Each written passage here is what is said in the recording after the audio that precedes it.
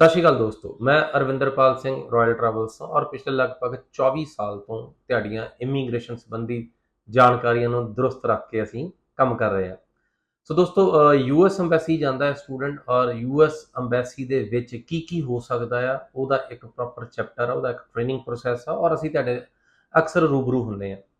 ਪਰ ਅੱਜ ਗੱਲ ਕਰਾਂਗੇ ਕਿ ਇਨ ਕੇਸ ਵੀਜ਼ਾ ਨਹੀਂ ਮਿਲਦਾ ਤਾਂ ਕੀ ਸਿਚੁਏਸ਼ਨਸ ਹੋ ਸਕਦੀਆਂ ਨੇ। ਸੋ ਦੋਸਤੋ, ਅਗਰ ਵੀਜ਼ਾ ਤੁਹਾਨੂੰ ਨਹੀਂ ਮਿਲਦਾ, ਤੁਹਾਨੂੰ ਲੈਟਰ ਮਿਲਦੀ ਆ ਇੱਕ, that is 214B 214B।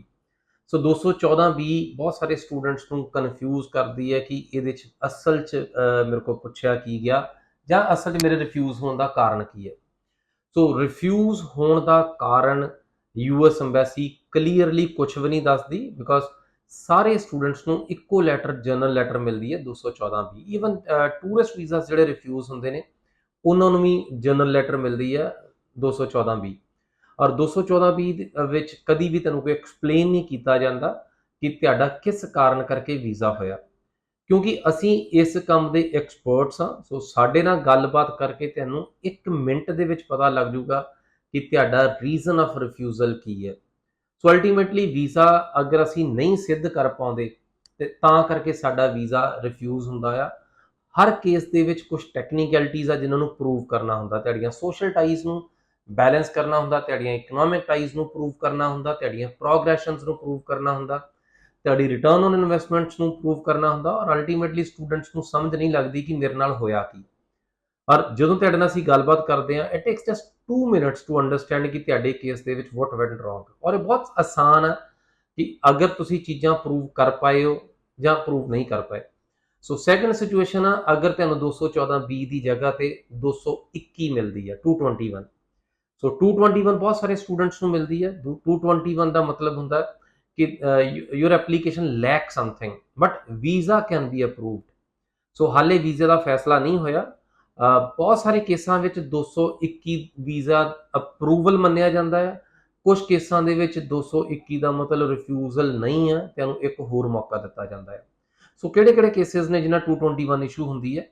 221 issue ਹੁੰਦੀ ਕਿ ਅਗਰ ਤੁਸੀਂ ਆਪਣੀ ਯੂਨੀਵਰਸਿਟੀ ਸਵਿਚ ਕੀਤੀ ਹੈ, ਔਰ ਅਗਰ ਤੁਹਾਡੀ ਪ੍ਰੀਵੀਅਸ ਯੂਨੀਵਰਸਿਟੀ ਤੋਂ ਸਰਵਿਸ ਤੁਹਾਡੀ ਰਿਲੀਜ਼ ਹੋ ਕੇ ਨਵੀਂ ਐਪਲੀਕੇਸ਼ਨ ਜਿਹੜੀ ਤੁਹਾਡੀ I-20 ਆ ਉਹਦੀ ਸਰਵਿਸ ਹਾਲੇ ਅਪਡੇਟ ਨਹੀਂ ਹੋਈ।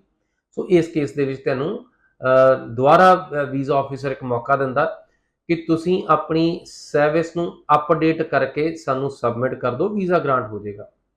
ਸੋ ਕੁਝ ਕੇਸਿਸ ਦੇ ਵਿੱਚ ਤੁਹਾਡੀ ਹੈ ਕਿਸੇ ਟਾਈਮ ਤੁਹਾਡਾ ਪ੍ਰੋਗਰਾਮ ਪੂਰਾ ਨਹੀਂ ਹੁੰਦਾ, ਤੁਹਾਡਾ ਕਿਸੇ ਨਾ ਕਿਸੇ ਕਾਰਨ ਕਰਕੇ ਤੁਹਾਡੀ I-20 ਕੰਡੀਸ਼ਨਲ ਹੈ, ਜਾਂ I-20 ਦਾ ਪਿੱਛੋਂ ਪ੍ਰੋਗਰਾਮ ਜਿਹੜਾ ਸਸਪੈਂਡ ਹੋ ਗਿਆ। ਉਹਨਾਂ ਕੇਸਿਸ ਵਿੱਚ ਵੀ ਤੁਹਾਨੂੰ 221 ਮਿਲਦਾ ਹੈ, ਬਟ ਉਹਦੇ 'ਚ ਰੀ ਇੰਟਰਵਿਊ ਹੁੰਦੀ ਹੈ। ਬੇਸਿਕਲੀ ਤੁਹਾਨੂੰ ਇੰਟਰਵਿਊ ਤੱਕ ਪਹੁੰਚਣ ਨਹੀਂ ਦਿੱਤਾ ਗਿਆ, you lack something, but still ਤੁਹਾਨੂੰ ਇੱਕ ਮੌਕਾ ਦਿੱਤਾ ਗਿਆ ਐਮਬੈਸੀ ਵੱਲੋਂ। ਦਾ ਵੀਜ਼ਾ ਆਫਿਸਰ ਔਰ ਦਾ ਗਾਈ ਐਟ ਬਾਇਓਮੈਟ੍ਰਿਕਸ ਵਾਸ ਜਨਰਸ। ਉਹਨੇ ਤੁਹਾਨੂੰ ਇੱਕ ਮੌਕਾ ਦਿੱਤਾ ਕਿ now you don't need to pay any fee again and you can visit the embassy with proper documentation on any working day. So 221 ਦੇ ਮਤਲਬ 221 ਦਾ ਮਤਲਬ ਐਡੀਸ਼ਨਲ ਡਾਕੂਮੈਂਟੇਸ਼ਨ ਹੈ। ਸੋ ਤੀਸਰੀ ਕੰਡੀਸ਼ਨ ਆਉਂਦੀ ਹੈ, that is administrative review. Administrative review ਦੇ ਵਿੱਚ ਤੁਹਾਡੀ ਐਪਲੀਕੇਸ਼ਨ ਦੇ ਵਿੱਚ ਅਗਰ ਕੋਈ ਬਾਇਓਮੈਟ੍ਰਿਕ ਦੀ ਇਨਫੋਰਮੇਸ਼ਨ ਕਿਸੇ ਨਾਲ ਮੈਚ ਕਰਦੀ, ਜਾਂ ਤੁਹਾਡੇ ਕੋਈ ਐਡੀਸ਼ਨਲ ਚੈੱਕਸ ਰਿਕੁਆਇਰਡ ਨੇ ਤੁਹਾਡੇ ਕੇਸ ਦੇ ਵਿੱਚ, ਪਾਰਟਿਕੂਲਰਲੀ ਤੁਹਾਡੀ ਕੋਈ ਇਨਵੈਸਟੀਗੇਸ਼ਨਸ ਰਿਕੁਆਇਰਡ ਨੇ, ਸੋ ਦੈਨ ਐਡਮਿਨਿਸਟ੍ਰੇਟਿਵ ਪ੍ਰੋਸੈਸਿੰਗ ਹੁੰਦੀ ਹੈ। ਔਰ ਐਡਮਿਨਿਸਟ੍ਰੇਟਿਵ ਪ੍ਰੋਸੈਸਿੰਗ ਵਿੱਚ ਅਗਰ ਤੁਹਾਡਾ ਵੀਜ਼ਾ ਲੱਗਾ ਹੋਵੇ ਤਾਂ ਦੈਨ ਤੁਸੀਂ ਅਗਰ ਰੀ ਵੀਜ਼ਾ ਲਈ ਫਾਈਲ ਕਰਦੇ ਆ, ਤੁਹਾਨੂੰ ਦੁਬਾਰਾ ਇੰਟਰਵਿਊ ਦੇਣੀ ਪੈਂਦੀ, ਡ੍ਰੌਪ ਬਾਕਸ ਨਹੀਂ ਹੁੰਦਾ। ਸੋ ਐਡਮਿਨਿਸਟ੍ਰੇਟਿਵ ਰਿਵਿਊ ਦਾ ਮਤਲਬ ਇਹ ਹੈ ਕਿ ਤੁਹਾਡੇ ਐਡੀਸ਼ਨਲ ਚੈੱਕਸ ਦੀ ਲੋੜ ਹੈ। ਸੋ ਇਹ 3 ਕੰਡੀਸ਼ਨਸ ਨੇ ਜਿਹਦੇ ਤੁਹਾਡਾ ਸਟ੍ਰੇਟ ਵੇ ਵੀਜ਼ਾ ਅਗਰ ਗ੍ਰਾਂਟ ਨਹੀਂ ਹੋਇਆ ਤੇ ਤੁਹਾਨੂੰ ਇਹ ਸਿਚੁਏਸ਼ਨਸ ਦਾ ਸਾਹਮਣਾ ਕਰਨਾ ਪੈ ਸਕਦਾ। ਬਟ ਤੁਹਾਨੂੰ knowledgeable should be knowledgeable enough ਕਿ ਤੁਹਾਨੂੰ ਸਮਝ ਲੱਗ ਜਾਵੇ ਕਿ ਜਿਹੜੀਆਂ ਸਿਚੁਏਸ਼ਨਸ ਨੇ ਉਹਨਾਂ ਦੇ ਵਿੱਚ ਤੁਹਾਨੂੰ ਮਿਲੇਗਾ ਕੀ, ਔਰ ਤੁਸੀਂ ਉਹਨੂੰ ਫਰਦਰ ਪ੍ਰੋਸੀਡ ਕਿਸ ਤਰੀਕੇ ਨਾਲ ਕਰ ਸਕਦੇ ਹੋ। ਸੋ 214B ਦੇ ਕੇਸ ਦੇ ਵਿੱਚ ਤੁਹਾਨੂੰ ਰੀਫਾਈਲ ਕਰਨਾ ਪਊਗਾ, ਦੁਬਾਰਾ ਅਪਾਇੰਟਮੈਂਟਸ ਲੈ ਕੇ ਜਾਣਾ ਪਊਗਾ। ਬਟ ਦੂਸਰੇ ਦੋਨਾਂ 221 ਦੇ ਕੇਸ ਵਿੱਚ ਤੁਹਾਨੂੰ ਅੰਬੈਸੀ ਦੀ ਫੀਸ ਦੁਬਾਰਾ ਪੇ ਨਹੀਂ ਕਰਨੀ ਪੈਂਦੀ, ਔਰ ਤੁਸੀਂ ਇਸੇ ਤਰੀਕੇ ਨਾਲ ਅੰਬੈਸੀ ਜਾਂ ਤਾਂ ਇਕੱਲੇ ਕਾਗਜ਼ ਭੇਜ ਸਕਦੇ ਹੋ, ਜਾਂ ਤੁਸੀਂ ਇਕੱਲੇ ਆਪਣੀ ਅਪੀਅਰ ਇੰਟਰਵਿਊ ਦੇ ਉੱਪਰ ਦੁਬਾਰਾ ਅਪੀਅਰ ਹੋ ਸਕਦੇ ਹੋ। ਸੋ ਦੋਸਤੋ, ਸਾਡੇ ਨਾਲ ਤੁਸੀਂ ਰਾਇਲ ਟਰੈਵਲਸ ਦੇ ਨਾਲ ਤੁਸੀਂ ਯੂਐਸ ਦੀਆਂ ਐਪਲੀਕੇਸ਼ਨਸ ਲਾ ਸਕਦੇ ਹੋ। ਔਰ ਸਾਡੇ ਨਾਲ ਐਪਲੀਕੇਸ਼ਨਸ ਲਾਉਣ ਦਾ ਇੱਕ ਫਾਇਦਾ ਬਹੁਤ ਵੱਡਾ ਆ ਕਿ ਇਸ ਪੂਰੀ ਇੰਡਸਟਰੀ ਦੇ ਵਿੱਚ ਸਾਡੇ ਤੋਂ ਵੱਧ ਐਕਸਪੀਰੀਅੰਸ ਏਜੰਸੀ ਤੁਹਾਨੂੰ ਨਹੀਂ ਮਿਲਣ ਵਾਲੀ। ਸੋ 24 ਸਾਲ ਹੋ ਗਏ ਨੇ ਸਾਨੂੰ ਯੂਐਸ ਵੀਜ਼ਾਸ ਨੂੰ ਡੀਲ ਕਰਦੇ ਹੋਏ, ਔਰ ਸਾਡੇ ਪੇਜ ਦੇ ਉੱਪਰ ਤੁਸੀਂ ਵੇਖੋਗੇ ਲਗਾਤਾਰ ਸਭ ਤੋਂ ਵੱਧ ਜਾਣਕਾਰੀਆਂ ਯੂਐਸ ਵੀਜ਼ਾ ਦੀਆਂ ਸ਼ੇਅਰ ਕੀਤੀਆਂ ਜਾਂਦੀਆਂ ਨੇ ਤੁਹਾਡੇ ਨਾਲ।